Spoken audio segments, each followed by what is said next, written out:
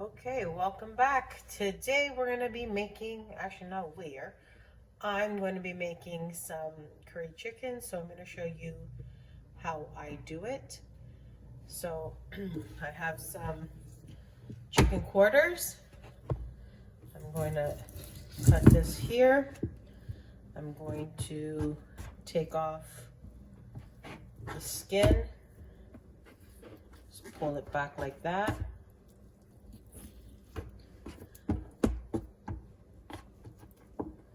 Just hold it with the knife and pull till it comes off. Sometimes you might need to give it a little cut. That goes in the compost. I'm going to take this piece and I'm going to break it like that. Put it in my bowl so I can wash it. And do the same thing with the thigh part. I'm going to take off the skin. And I'm going to chop it up to a smaller piece. So I have about 3 of these leg quarters that I'm going to be using. And then I'm also going to be using some chicken breasts. So I'm going to go ahead and clean my chicken. And I'm going to show you how I wash it down with some lemon water and vinegar. Let me just take that off. I want to get off as much of the fat as possible. It's pretty fatty sometimes when you buy them as chicken quarters. So I'm just going to usually find where the bone is, that joint. And usually, there we go. And then this piece, I'll cut in half, throw that into my bowl to wash. I like to trim the edge a bit here. Get off that piece of fat. Throw that in my bowl. And then this bone I'll crack as well. Okay, I'm going to continue doing that and I'll be back. Okay, so I finished cutting up the chicken quarters. So there was 3 of them. I'm going to add some breast to it. So again, I'm going to trim off the fat. Oh, that piece was just sticking underneath. And then I'm just going to cut these into little bite-sized morsels. So the bone gives the curry an actual really nice flavor, especially with the bone marrow. That's one of the reasons for chopping it up. So you get more of that bone marrow into your stew, and it tastes really nice.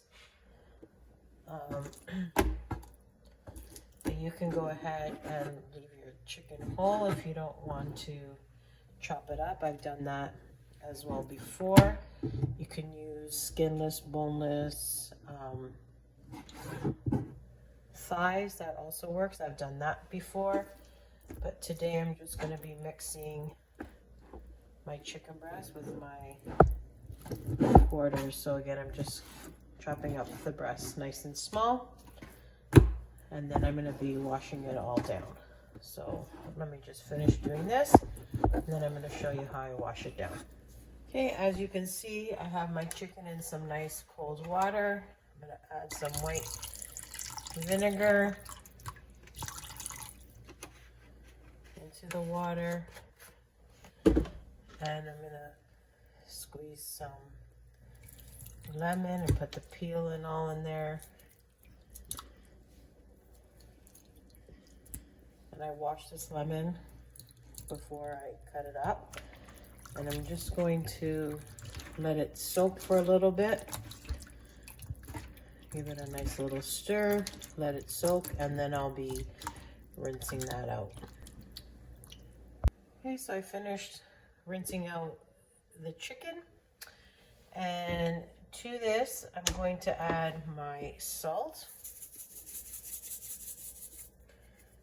Let me get it nice and seasoned so it has some nice flavor. I'm going to add a little bit of black pepper.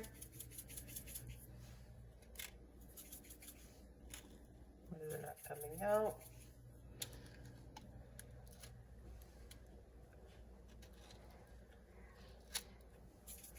That's better. Some black pepper. I'm going to add some dried thyme. This time I grew in my garden and I dried it. And I'm going to put some celery seeds in there. You can use fresh celery. You can use a combination of the two. And then I have garlic, onion, green onion, and wiri pepper there. I'm going to add that to the mix.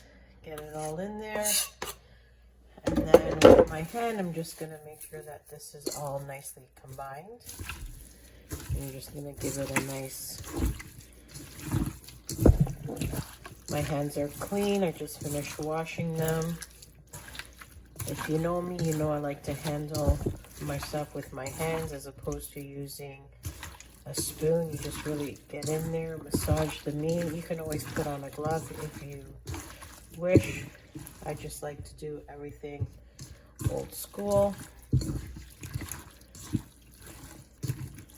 Okay, so now I'm just going to let that sit for about an hour or so, so the flavors penetrate the meat and gives it a nice seasoning. And we'll be back. Okay, so my chicken's been marinating for about an hour now. I have my pot with some oil heating up. It's warm now, so I'm going to add my chicken mixture into the pot, and I'm going to start frying that up.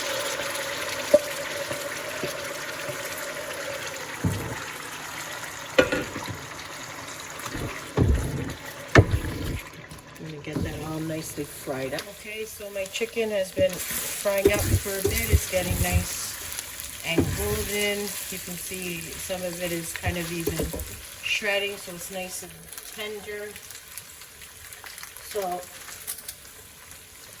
this is the way I do my curry. Some people burn the curry on the side and then they put it in their pot. I'm gonna just throw it into my pot. So this is what I'm using. So it's, where's that? Indie brand. It's Special Madras, and it's a Guyanese tradition. So as you know, my husband is Guyanese. So we're just gonna eyeball this. Now this has a spicy flavor to it, this curry. So you have to be careful how much you put. So I'm just gonna put that on and just let it continue to fry with that curry like that.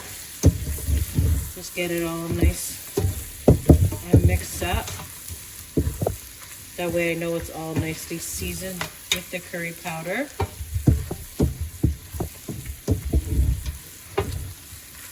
Let that fry up for a little bit. Okay, so now to this I'm gonna add, I cut up 4, I would say medium sized potato. And I'm just gonna mix that around.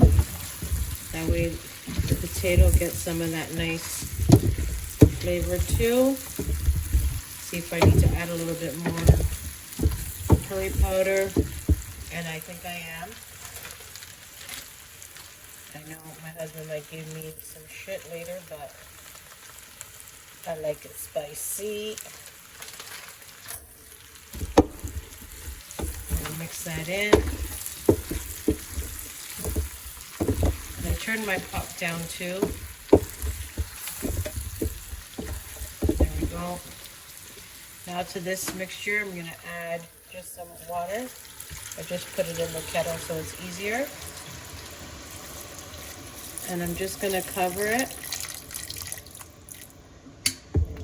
So I know everything is pretty much covered. Like that. And now I'm just going to let it cook on the stove. That way all the flavors mix together, the potatoes get nice and soft, and then I'll taste to see if I need to add any more salt or seasoning to the mix. So now it's just gonna do its thing for a bit. So there you have it, folks. It's all ready. Look, doesn't that look delicious? Moment of truth. Here you go, my husband.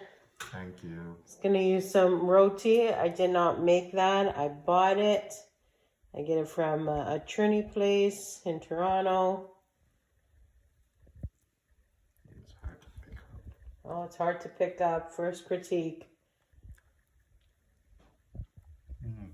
Delicious. Delicious. Did you hear that? I'm an official Guyanese woman. From our family to yours.